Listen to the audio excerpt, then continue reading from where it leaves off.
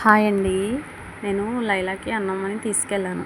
లైలా రాలేదు ఇంటికి. తీసుకెళ్తే అక్కడ లైలా లేదు. పిల్లలన్నిటిని పాపం అక్కడ ఉన్న ఆవిడ వాళ్ళ ఇంటి దగ్గర అంటే వేరే చోట ఉన్నాయి, వేరే ఇంట్లో అక్కడ వాళ్ళు ఇల్లు తడిపారంట, నీళ్ళు పెట్టేశారు, ఇవి ఇంకా అరుస్తున్నాయని చెప్పి ఆవిడ తీసుకొచ్చి వాళ్ళ ఇంటి దగ్గర పెట్టింది అనమాట. ఆ చెట్లు కాడ చల్లగా ఉన్న కాడ వెనకాల కూడా ఉన్నాయి. వెనకాల నుండి 2 తీసుకొచ్చేసాను. ముందు చల్లగా ఉన్న కాడ చక్కగా అలా కూర్చుని ఉన్నాయి. అదిగోండి అక్కడ. ఇంకా అన్నం తేగానే వాటికి పెడిగ్రీ స్మెల్ వచ్చిందేమో, పెరుగన్నం కలిపాను, పడి తినేస్తున్నాయి.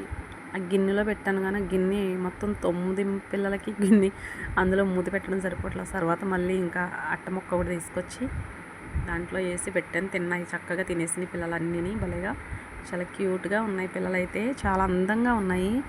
వాటిని చూస్తుంటే అది కూడా ఎంత చక్కగా ఉన్నాయో, భలే ఉన్నాయి. వాడేంటో నా మొహం ఇంకా చూస్తున్నాడు క్యూట్గా, తెల్ల పిల్లడు. ఇంకా భలే ముచ్చటగా అనిపించింది వాటిని చూస్తే. అవి ఆకలికి భలే తొందరగా తినేసినాయి. ఎండకు తట్టుకోలేక పాపము చెట్ల మధ్యలోను ఆ మూలని ఈ మూలని అలా పడుకున్నాయి అవన్నీ వెళ్ళేసరికి. ఇంకా వాటన్నిటికీ పెట్టేసి నేను ఇంటికి వచ్చేసాను. ఇంటికి వచ్చిన తర్వాత వచ్చిందనమాట లైలా. లాస్ట్లో ఉంటుంది చూడండి. అయ్యో, పెరుగన్నం ఎంత క్యూట్గా తింటున్నాయో పిల్లలు. అది పాలు ఇవ్వకుండా వెళ్ళిపోయింది.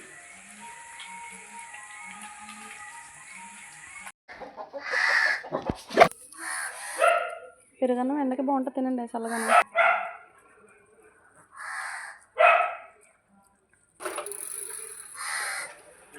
ఇది తినవే.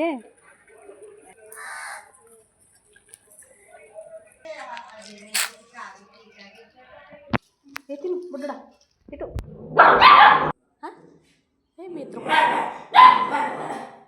ఈ బుడ్డడా తిన్నీరా, కొట్టేసుకుంటారా. ఇలా ఏమో ఇప్పుడు వచ్చింది అన్నం తింటాకి. పిల్లలకి ఎట్టేసి వచ్చాక ఇది వచ్చింది.